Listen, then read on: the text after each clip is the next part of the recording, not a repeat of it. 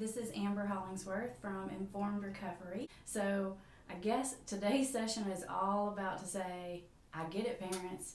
It is different. And I get that in addiction treatment, in 12-step groups, your friends, your family, your cousins, they might say things like, I'll tell you what I would do. I'd just throw them out. Or I'd just do this. And I know how absolutely impossible that is.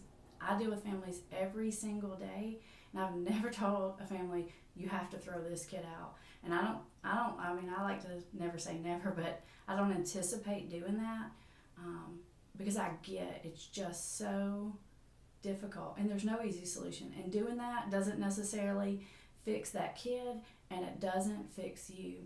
I know that's kind of like a little bit of a dark message, but I'm putting it out there just to say I really get it. If you have any familiarity with Al-Anon, then you'll know about the 3 C's concepts. The 3 C's, if you're not familiar, are you didn't cause it, you can't control it, and you can't cure it.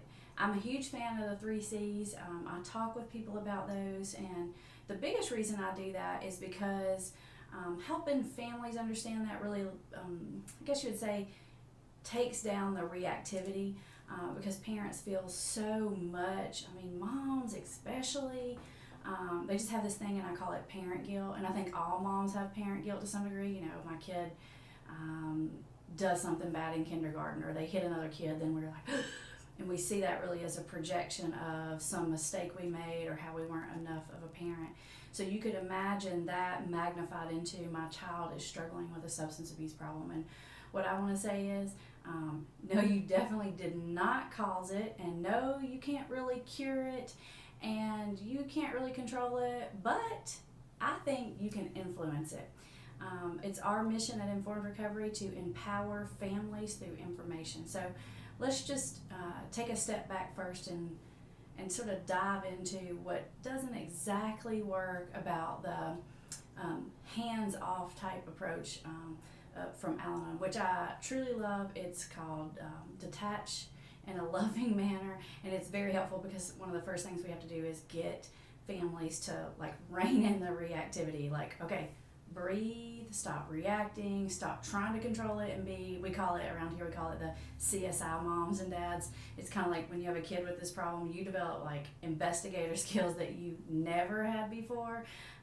Maybe you have a black light or something, and you're running around looking for evidence, but you're definitely smelling your kid. I like to say you don't give hugs anymore, you give smell checks, and you look through their wallet and their room and at their bank account and drive by where they said they were going to be. It really kind of turns you into a private investigator, and it can bring out an ugly side in parents and have you doing things you never thought you would do, and there are reasons for that. Number one reason is biology. Okay, let's face it. If you're doing these things, basically what it means is your biology works.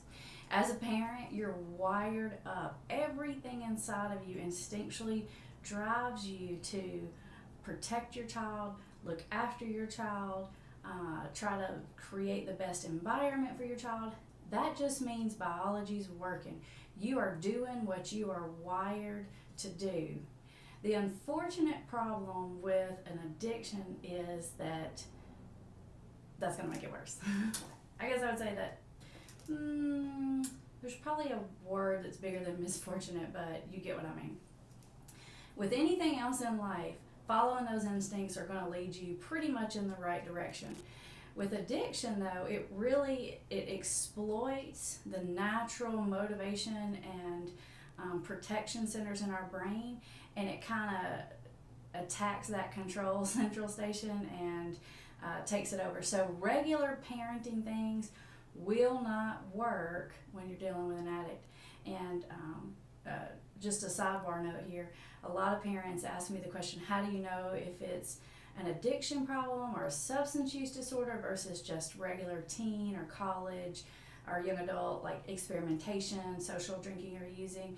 And one really good simplified way to think about that is you've tried all the regular parenting techniques and none of them have worked. And that's where all that you didn't cause it, you can't cure it, you can't control it stuff comes in, because that stuff really just won't work. So Number one reason why it's hard to fall into those Al-Anon thinking concepts is because your biology is kicking in there and it's telling you, look after your kid, get them through high school.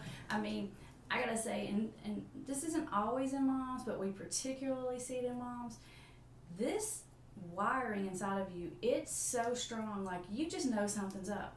And maybe you can't explain it to anyone, and maybe your husband doesn't even believe you and he thinks that you're like crazy and you're reactive and all kids do this, but everything inside of you says, no, something's wrong and I've got to get to the bottom of it. That is your biology. It's your natural gut instinct. It's your limbic or emotional center of your brain being very, very in tune with your child. And we just know. Sometimes we can't put our finger on it, but we know something's wrong. We are so in tune with our children. We're wired up that way. We can just feel the slightest bit of off difference. They're just breathing different. They're just walk different. And everyone around you is going to say, you're crazy. You always think they're up to something. You're so negative. Well, guess what? Amber believes you, because I am a huge believer in the gut instinct, especially with a parent. If a parent calls me up and they tell me, Amber, I don't have any evidence. I got nothing. I've searched, but I'm going to tell you something's up. I believe you. You don't have to have any evidence. That's evidence enough for me. If you tell me your gut says it, done. Totally believe that. Because I know that your gut tells you the truth. It'll tell you the truth quicker than evidence will. The other problem with Al-Anon thinking, besides that whole biology part, is like, yeah, the concept makes sense and we believe it, but our biology's telling us to override it, is there's the whole legal part if you're a parent. If your kid is less than 18 in most states, you're still responsible for them. So even if you can get past the biology and you're wholeheartedly in your Al-Anon, hey, I'm backing up, like natural consequences for you, then legally you still are responsible for their behavior. I mean, maybe you've had it and it's going on, it's been so bad so long, you're like, fine, leave, go stay with your friend. You may even be to the point that you want to throw them out. You might be shocked to find out that you can't. And we're in South Carolina, and I gotta tell you, in this state, it's the worst at 17 years old, because like at 17, the kid actually can like leave your house without permission, so they can just be like, screw you, I don't want to deal with this, and they can go off to their friend's house and be gone for like a week, and there's not really anything you can do about it. But if they say, no, I'm coming back home, you have to let them back in, so you really get sort of caught in this legal difficult predicament where you're still responsible for them, but you can't really control them. And this is so frustrating because you might feel, now some of this might be real and some perceived, but most parents feel this pressure coming from the outside, whether it's from schools or friends or family members or the police or whoever it is, where you just feel like they're just looking down at you with this judgment of, why can't you control your kid, or, you know, like, get a handle on this situation. And you've tried everything. Listen, you've taken the advice from the aunts, you've read some books, you've done what the teachers have said, you've done what the counselor said, and it doesn't seem to get under control, and that just makes the shame inside of you that much worse.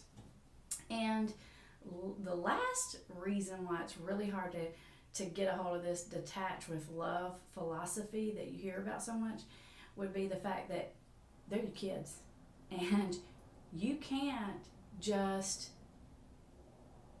walk away from it. You can't just ignore it. You can't just turn your heart off. I mean, I'm just going to be blunt here. If this is your husband or this is your wife, I get, like, I don't want to minimize it at all. It is difficult to make the decision to walk away, to get a divorce. You may have to turn your whole life upside down. It may be the absolute last thing you ever wanted to do. It might wreck your finances. It might go against your values and your beliefs to do so. But biologically, it's easier to do. Honestly, because our spouses kind of drive us crazy anyway, even if they're not addicts and alcoholics. And there's probably something inside of you that's screaming like, I don't want to deal with this anymore. And when it comes to our kids, yes, we may have that thought every now and then, but we can't. We cannot divorce our kids. Even if we throw them out, even if we say, I'm done, like I'm not dealing with you unless you can pass your drug screens or whatever. Doing that kills a part of your heart and your spirit, because it's so ingrained in who you are. You cannot just turn it off.